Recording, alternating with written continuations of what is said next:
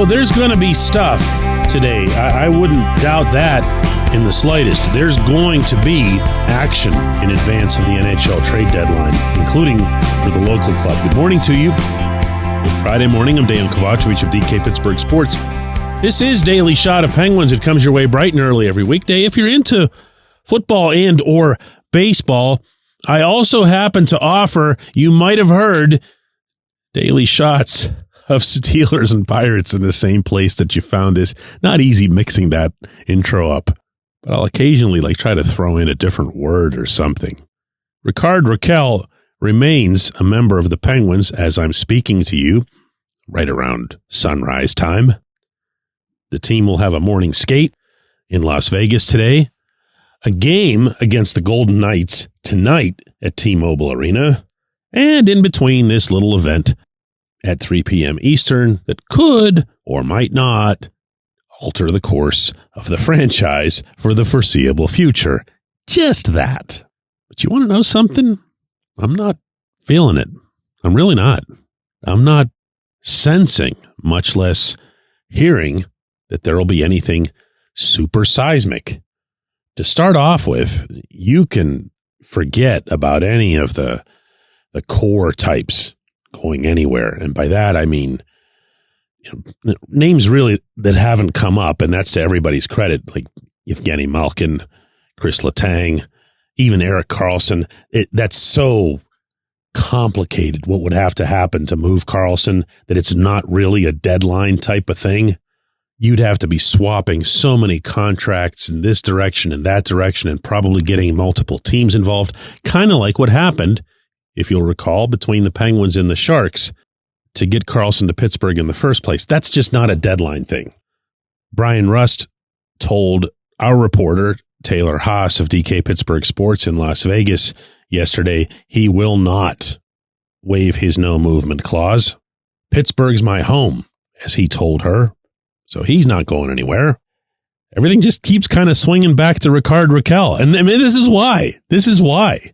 It's not just that Rakell is the team's leading scorer, having arguably the best season of his career, still signed at a highly affordable rate for the next couple of years, can play all positions, can do everything. It's also that when you look at the Pittsburgh roster, he's one of the few guys who actually can be moved of worth. And other GMs know that. Other GMs don't call Kyle Dubas and say, hey, what would it take to get Gino off your hands? It's just not going to happen. So it's Rakell. It's Rakell. And if you look at some of the trades that have been made in the past 2 or 3 weeks, but really even going back before that, you'll see that the sellers are being overpaid in almost every case. And that's got to be a raging temptation for Dubas, no matter what his mindset is entering this final day. I say this all the time, but that's because it's true. It only takes one. You can hear about this or that. You can be in this discussion or that discussion. You can deal with all different types of GMs, the kind who are really, really careful, like a Kevin Cheveldayoff in Winnipeg, or someone who's just, I need what I need and I'm going to get it today, like you know who in Vancouver. And as a result, you're not going to preemptively slam the door. You're not going to ignore the calls or the texts. You're going to listen. You're going to consider. You're going to bounce it around your group. But you're going to end up having a very, very, very hard time, to my mind, given the situation in Pittsburgh, not the exchange, not the potential exchange, but the situation in Pittsburgh now and over the next 2 years.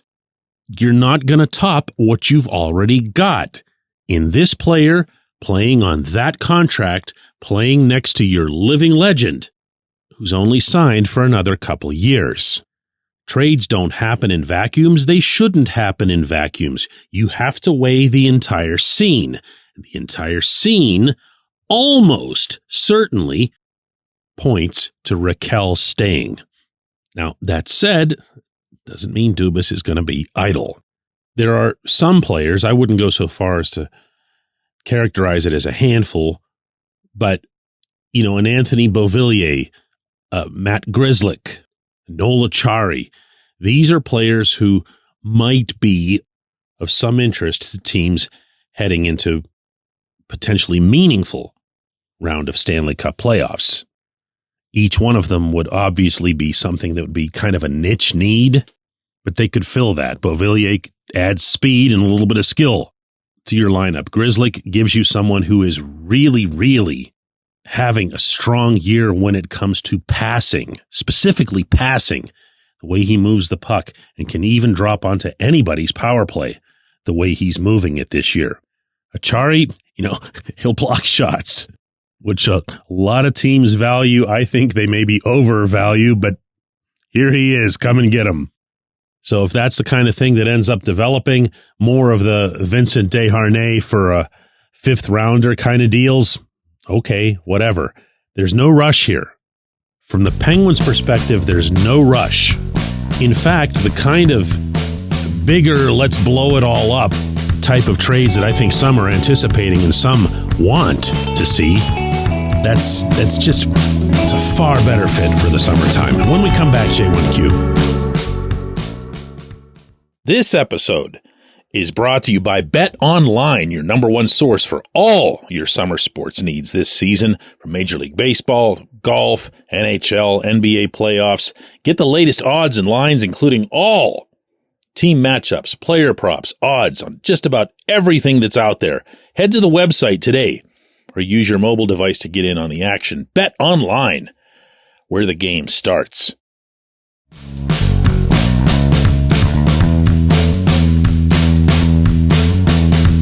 Today's J1Q comes from James Hanley, who asks, DK, are the plethora of first-round picks that are being passed out this year in the NHL, is that primarily because of the lack of talent in the 2025 draft class, or does it somehow have something more to do with the salary cap going up in the years ahead? James, I've wondered about this myself, especially when seeing some of the patterns that have developed in these trades where more of these picks are being pushed further into the future. And it's to the extreme that there's a part of me that wonders if you're not going to see the league put some kind of limitation into how far ahead you can do this. I mean, I mentioned Vincent Desharnais being traded to the Sharks for a fifth rounder. What I didn't mention is that fifth rounder is in 2028. That's virtually a non-existent transaction, okay? Respectful of all the fifth rounders who've made it to the league and even those who've raised the Stanley Cup, it's a fifth rounder 3 years into the future. So why do they do it that way? Well, in some cases, you're going to have GMs who will think to themselves, I don't know how long I'm going to have this job. I mean, I got chewed out last week by so-and-so, and I'm going to start renting instead of buying around here.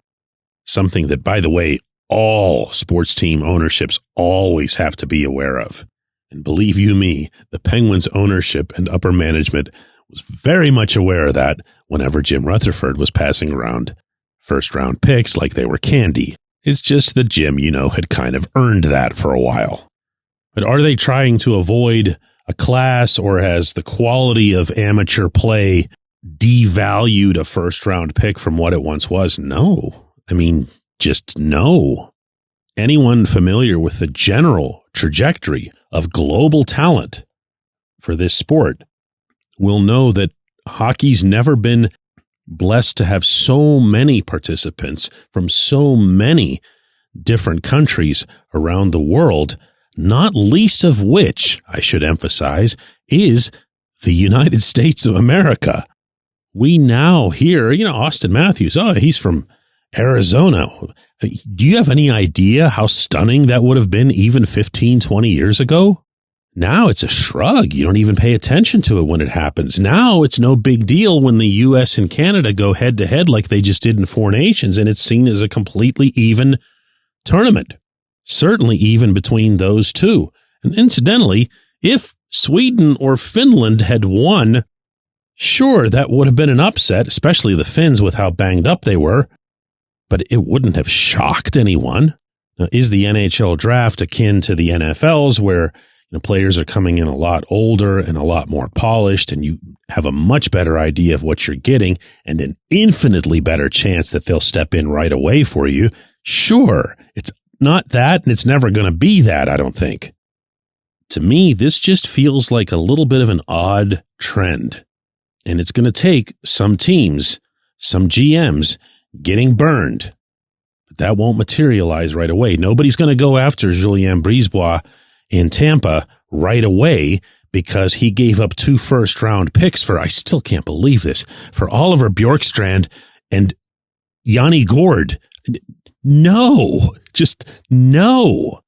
Those are franchise killers. And never mind that no one would be looking at the Lightning right now and saying, oh yeah, there's your Eastern Conference favorite.